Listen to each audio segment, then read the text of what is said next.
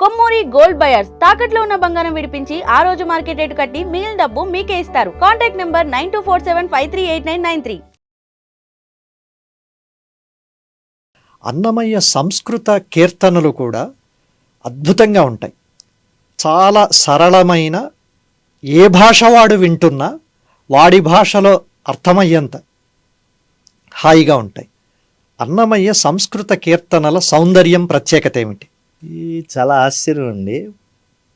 అన్నమయ్య కీర్తనలు చాలా అద్భుతంగా ఉంటాయి.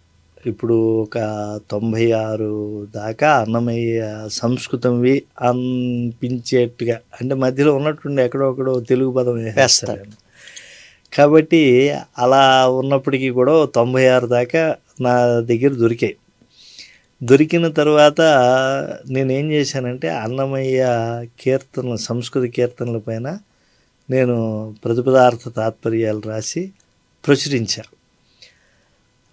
ఆనందం కలిగింది నాకు, ఎందుకంటే శ్రీనివాస విలాసం అనే పేరుతో నేను ప్రకటించాను. 2 పరిశోధనలు వచ్చాయి, ఇద్దరు చేశారు. 40 కీర్తనలు ఎంపిక చేసుకుని సింగరాజు దక్షిణామూర్తి గారని, అలాగే కొన్ని కీర్తనల పైన మల్లంపల్లి శరభయ్య గారు అని చెప్పి మహా కారణ జన్ములైన వారి అమ్మాయి గొప్ప విదుషీమణి కాళీగారని వారు చేశారు. ఇంకా కూడా కొంతమంది చేస్తున్నారని తెలిసింది. కానీ నేను ఎన్సివి నరసింహాచార్యులు గారి గీతికా నక్షత్రమాలిక అని రాశారు. 27 కీర్తనలకి ఆయన ఇంగ్లీష్లో రాశారు. అయితే వారు సంస్కృతజ్ఞులు, పండితరాజు పంచానన ఇలాంటి బిరుదులు కలిగినటువంటి వాళ్ళు కనుక ఆయన అన్నమయ్య కీర్తనలు అన్నీ చూసినట్లు లేరు. కాబట్టి ఓహో సత్యము సుండో ఇలాంటివి తెలిస్తే అన్నమయ్య ఎత్తుగడ ఎలా ఉంటుంది, జనాంతికంగా ఉంటుంది అనేటువంటి విషయం తెలుస్తుంది. వాళ్ళకి ఇవి సంస్కృతం అనిపించలేదు, ఇదేదో భ్రష్ట సంస్కృతం అనిపించి దాన్ని దిద్దాలని కూడా ప్రయత్నించారు వాళ్ళు. అలా దిద్దకూడదు అన్నమయ్యవి. ఆయన ఎలా తెలుగు కీర్తనలకి ఆయన ఒక సంకీర్తన లక్షణం రాసుకుని ఎలా అయితే ఆయన రాశాడో అలాగే తెలుగు సంస్కృత కీర్తనలు కూడా చూడాలి. తెలుగు కీర్తనలనే సంస్కృత కీర్తనలు కూడా చూడాలి. ఇప్పుడు మాధవ, శ్రీధర, కేశవ, మధుసూదన అంటూ నామావళితో రాశాడు కదా. ఆ రాసినటువంటి కీర్తనలో చింతయామి యూఎం అన్నాడు. యూఎం తప్పు కదా, అది చింతయామో వయం అనాలి కదా అని చెప్పి వీళ్ళు దిద్దడం మొదలెట్టేశారు. కానీ చింతయామి అక్కడికి ఆగాలి. యూఎం మీరు కూడా అలాగే చింతించాలి. వయం మనం అందరం కూడా అలా చింతించాలి అన్నట్టుగా ఆయన అన్వయం చేసుకోవడం. అంటే అవి అభినయాత్మక కీర్తనలు కూడా ఉన్నాయి దాంట్లో. అన్నమయ్య కీర్తనలో ఆత్మానుభవం ఉన్నాయి, ప్రదర్శనాయోగ్యంగా ఉండేటువంటి ఉన్నాయి. కోలాటాల కీర్తనలు ఉన్నాయి చూడండి. వెట్టి వలపు చల్లకు విష్ణుమూర్తి నాతో వెట్టదీర మాటాడు విష్ణుమూర్తి. మామూలుగా పాడితే ఏదో విరహగి వేదనలో పాడితే వికారంగా కూడా ఉంటుంది. అది కోలాటాలతో పాడుకోవాల్సినటువంటిది ఉత్సాహంగా, అంటే కొన్ని ఒంటరిగా పాడుకునే ఉన్నాయి, కొన్ని జంటగా యుగళ గీతాలు అంటారు అలా పాడేవి ఉన్నాయి, కొన్ని బృందగానంగా ఉన్నాయి, కొన్ని ఏమో ఉత్సవ గీతాలుగా ఉన్నాయి. ఇలా ఎన్ని రకాల ప్రక్రియలు ఉన్నాయో అన్ని రకాలు రాశారు. తమరు ఇందాక అన్నారే సులాది కన్నడ సంప్రదాయంలో ఉండేటువంటివి కూడా తెలుగులో పట్టుకొచ్చేసాడు. అలాగే తెలుగులో ఉండేటువంటి చందమామ పదాలు, ఏల పదాలు, జావళి అన్నీ కూడా పట్టుకొచ్చేసాడు. వాటి ఛాయలన్నింటితో ఆ సౌందర్యంతో చక్కగా రాసుకొచ్చారు. కాబట్టి ఈ సంస్కృత కీర్తనలో ఆయన కీర్తనలకి మహావిష్ణువుకి అయితే ఎలా ప్రసిద్ధంగా 10 అవతారాలు ఉన్నాయో ఆయన సంకీర్తనకు కూడా ఉన్నాయి అని చెప్పారు. చిన్నన్న శృతులై, శాస్త్రములై, పురాణ కథలై, సుజ్ఞాన సారంభులై, యతిలోకాగమ. కాబట్టి మనం ఈ 10 లక్షణాలు తెలుసుకుని మనం అన్నమయ్య సంస్కృత కీర్తనలు చూడకపోతే అవి సంస్కృతంతో దిద్దాలేమో అని మనకి బుద్ధి వచ్చేస్తుంది. కాస్త వ్యాకరణం చదువుకున్న వాడికి. మీకు ప్రసిద్ధమైన కీర్తన ఒకటి ఉదాహరిస్తా. డోలాయాంచల డోలాయాం హరే డోలాయ. దాంట్లో గో సమానే శీరపాణే అని ఉంటుంది. వాగ్గేయకారులు ఎవరు కూడా కృష్ణుడిని దశాకృతి కృతే కృష్ణాయ తుభ్యం నమః అని జయదేవుడు కూడా అంటాడు కదా. కృష్ణుడు ఒక అవతారంగా కాకుండా పరిపూర్ణమైనటువంటి మహావిష్ణు స్వరూపంగా దర్శించారు. కాబట్టి ఇక్కడ మనం గుర్తించాల్సింది ఏంటంటే, అక్కడ ఏదైతే ఆయన అన్నాడో ఆ పదాన్ని అలాగే శీరపాణి అనేటువంటి ఎలా ఉంచుతున్నామో మనం బలరాముడిగా, అలాగే ఈ గోసమాని అనే పదం కూడా అలాగే ఉంచాలి. ఎందుకంటే మనకి ఆగమాలు ఏం చెప్తున్నాయంటే, భగవంతుని యొక్క అర్చామూర్తి గోవుతో సమానము అని.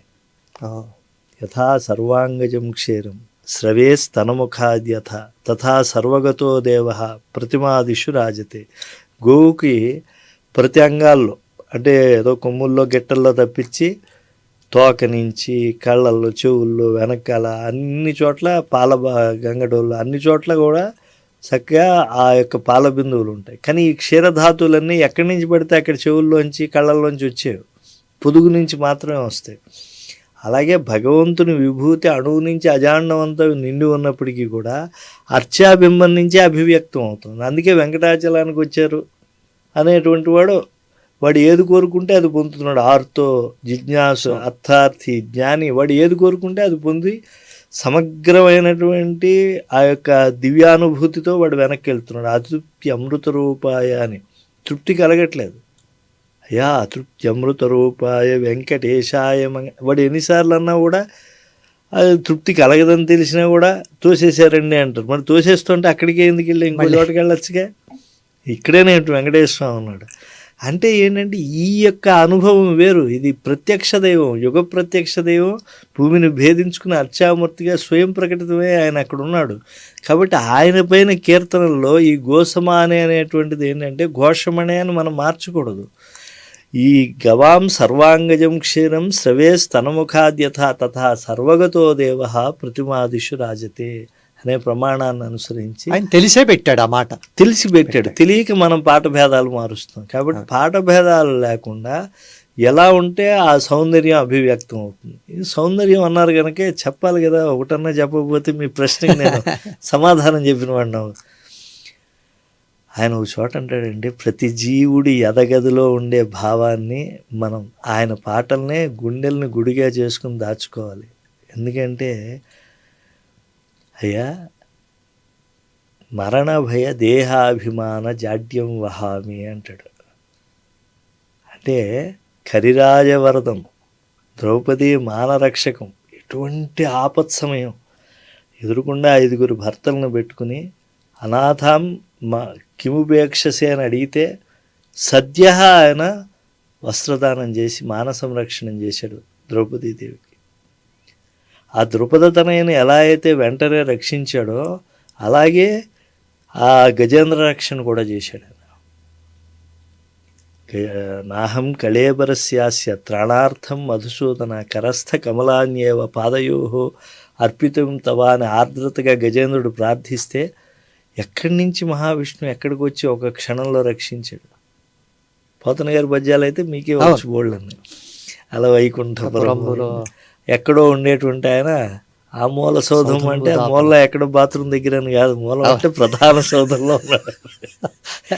కాబట్టి మన వాళ్ళందరూ కార్నర్ అనే మూల సాహిత్యాన్ని కార్నర్ చేస్తారు. పరుగులు వచ్చి రక్షించాడు అని చెప్పి. అందుకే ఈ భావం ఆయన రాశాడు. కానీ ప్రత్యేకంగా పద్యంగా ఆకర్ణాంతము వచ్చినటువంటి ఆ ధమ్మిల్లాన్ని చక్కనొత్తడు, వివాద ప్రోద్ధితమైనటువంటి గజేంద్రమైన వీడడు గజ ప్రాణ వనోత్సాహి అని చెప్పడం అనేటువంటి దాన్ని భావన కేవలం పోతన గారే కాదండి, విష్ణు సహస్రనామ భాష్యకర్త అయినటువంటి వారు కూడా చెప్పారు. పరాశర భట్టర్ స్వామి వారు కూడా భగవత స్వరాయే నమః అన్నాడు. అయ్యా నీకు నమస్కారం చేయ, నేను భక్త సంరక్షణలో నువ్వు ఎంత త్వరగా వస్తావో గజేంద్ర సంరక్షణాదుల్లో ఆ యొక్క త్వరకి నేను నమస్కారం పెడుతున్నా, ఆ గుణానికి నేను నమస్కారం పెడుతున్నా. మిగతా నీలో 1,000,000 గుణాలు ఉన్నా నాకు అవసరం అది కదా. కాబట్టి మూలధాతులు పట్టుకున్నాడు ఆయన. కాబట్టి ఇన్ని రకాలైనటువంటి నీ యొక్క గొప్పతనాల్లో ఇన్ని రక్షణలు చేసేటువంటి నీలో నిన్ను ఏది కోరాలి అది నేను కోరలేకపోతున్నాను. నేను ఈ దేహం కోసమే కోరుతున్నాను. దీనికి ఎప్పుడో అప్పుడు శరీర అనేటువంటిది పతనం కోసం, శరీర పతనావధి. అది పతనం అనేటువంటిది అవధిగా కలిగింది ఈ శరీరం. కనుక ఈ యొక్క ఇది అసలు శరీరం అనడమే చూడండి, శీర్యతే, ఇది నశించేదే శరీరం. అవును, దాని వ్యుత్పత్తర్థమే అది. కాబట్టి ఇదం శరీరం పరిణామపేశలం పతత్య అవశ్యం శ్లథ సంధి జర్జరం. దానికి ముందు చాలా వికారాలు కూడా వచ్చి పతనం అవుతుంది అది అని తెలిసినప్పటికీ కూడా దీనిపైన మమకారం ఎవరికి పోవట్లే. అందుకే చూడండి, గొప్ప ప్రవచనకర్తలు కూడా అప్పుడప్పుడు వివాదం అవుతూ ఉంటారు, గొప్ప వాగ్గేయకారులు కూడా వివాదాలకు గురవుతూ ఉంటారు. మహానుభావులైనటువంటి వాళ్ళు సిరి సంపదలకు, ఇంకోటికి, ఇంకో దానికి, మోహానికి ఎంత పెద్ద పెద్ద వాళ్ళన్నా లొంగుతున్నారు. కాబట్టి ఏమిటంటే ఈ దేహాభిమానం, ఇది నాకు పోవడం లేదే అంటే, ఆయనకి పోకపోతే అన్ని కీర్తనలు ఎలా రాస్తాడు?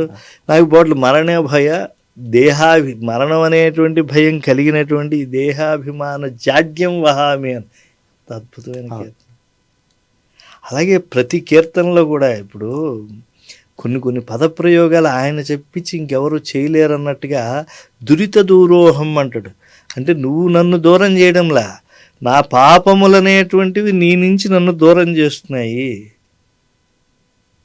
నీ వలన కొరతే లేదు, మరి నీటి కొలది తామెర అనేటువంటి దాంట్లో ఎలా మనం ఆశ్చర్యపోతాం. అలాగే ఇక్కడ కూడా సంస్కృత కీర్తనలో కూడా తత్సమానమైనటువంటి సౌందర్యంతో ఆయన రచించాడు. అసలు హరి యొక్క అసమ విహారత్వాన్ని ఎలా వర్ణిస్తాడు ఆయన. అలాగే ఆయన దశావతార కీర్తనలు వర్ణించినటువంటి కీర్తనల్లో అయితే మనం ఊహించడం ఆయన యొక్క ఇది అని చెప్పి ఇంత అని. తర్వాత రాధామాధవ రతిచరితం, ఎంత దీర్ఘ కీర్తనైనా కూడా ఎక్కడ కూడా పట్టు సలపదు. నాకు పాండురంగ మహాత్మ్యం ఇలాంటి కావ్యాలు చూస్తే కొన్ని ప్రబంధాలు పేర్లు చెప్తే కొంతమంది కోపాలు వస్తాయి. కవులు మొదట్లో మొదలు పెట్టినట్టుగా చివరి దాకా అలా రాలా, బిగి ఉండదు. కానీ పాండురంగ మహాత్మ్యం చూడండి, మొదటి నుంచి చివరి దాకా అదే రకమైన పట్టుతో ఉంటుంది. అలాగే అన్నమయ్య కీర్తనలో చూడ ఎక్కడ పట్టు చదవదు. ఆ సంస్కృత కీర్తనలు రాధామాధవ రతి చరితం కానీ ఎలా అంత అద్భుతంగా ఉంటాయంటే, అందులో తులసి కీర్తన ఒకటి ఉంటుందండి. ఆ తులసి కీర్తనలో ఆయన చూపిస్తాడండి, అది ఒకటే నాకు తెలిసి తెలుగులో కూడా ఎక్కడా కనిపించలేదు. ఆ నఖక్షతాలు అంటే మామూలుగా తులసిని మనం ఇలాగా తీస్తాం కదా, తీసినప్పుడు అవి కొంత కనిపిస్తుంది మనకి ఆ చెట్టులో, అవి విష్ణువు యొక్క నఖక్షతాలుగా చెప్తారు.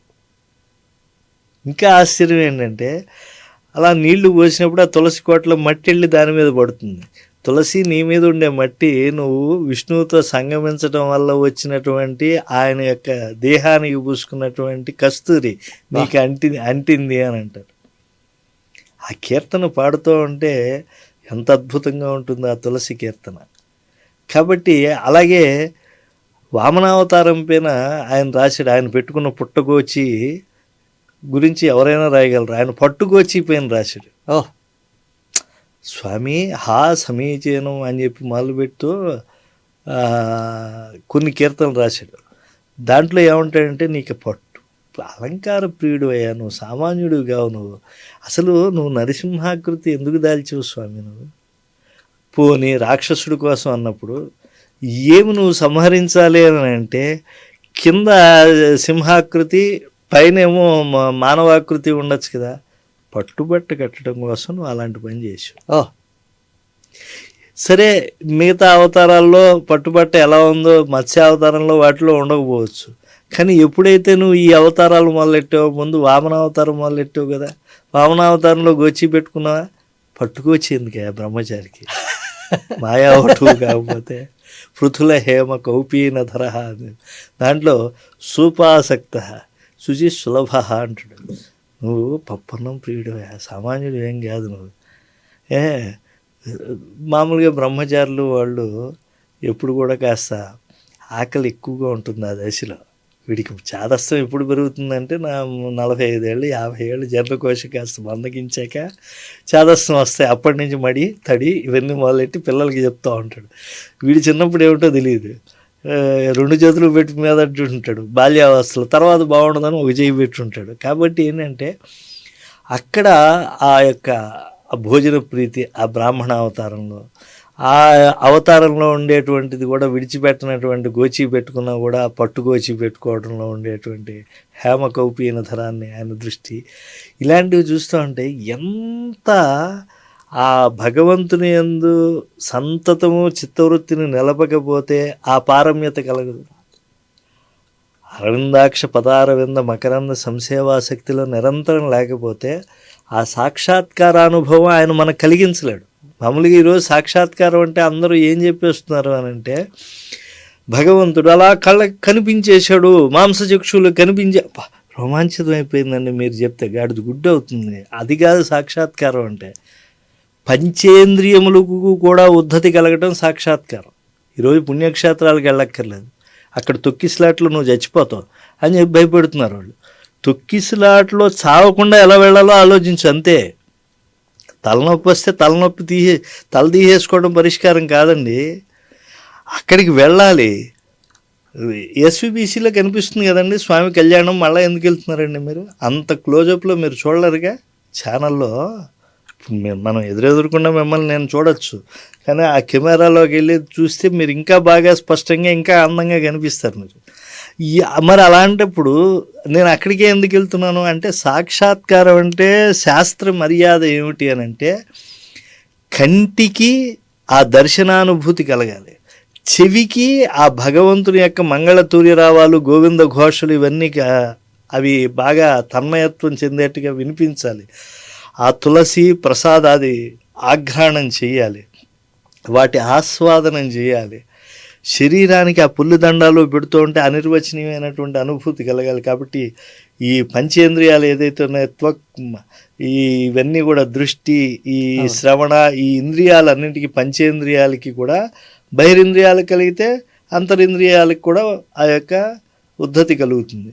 కాబట్టి ఇది దర్శనం అంటే. ఇది కలగాలంటే ఇంట్లో కూర్చుంటేనో ఇప్పుడు అన్నప్రాసలోనే ఆవకాయ ముద్దలాగా మొదట్లోనే, అందుకే అన్నమయ్య కూడా ఒక చోట చెప్తాడు, ఇది నా మాట కాదు, పాత్ర వేడెక్కగా పాలు వేడగునా అంటాడు ఆయన.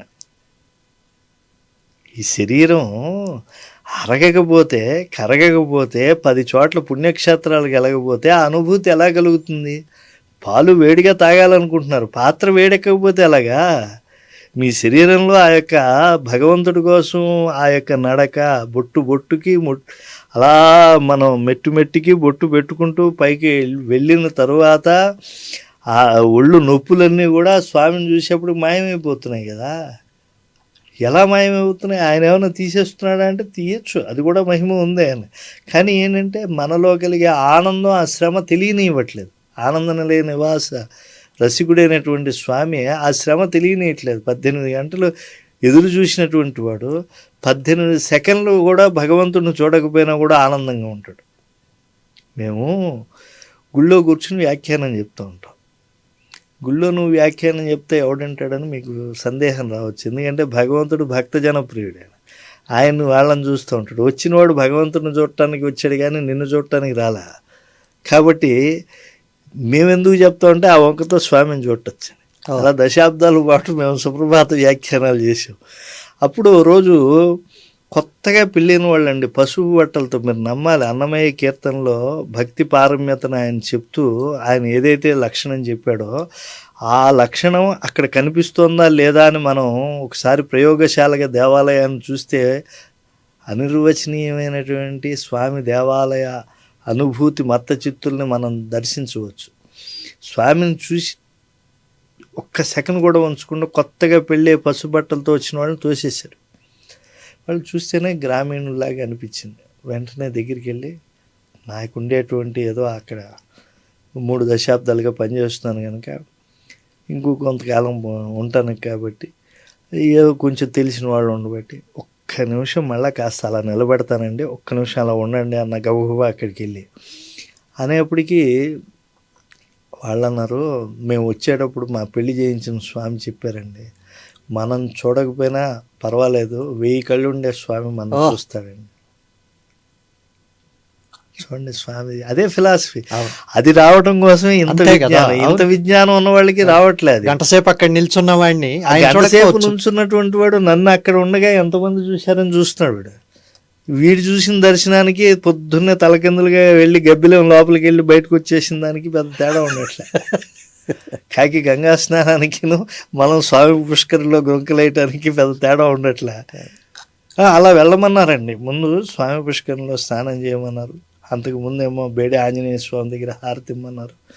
అక్కడ కొబ్బరికాయ కొట్టేసాం, ఇక్కడ ములిగేసాం, అక్కడ అశ్వత్థ వృక్షం ప్రదక్షిణ చేసాం, వరాహస్వామి దర్శనం చేసుకున్నాం, వెంకటేశ్వర స్వామి దర్శనం చేసుకున్నాం. ఇంతేనా తిరుమల?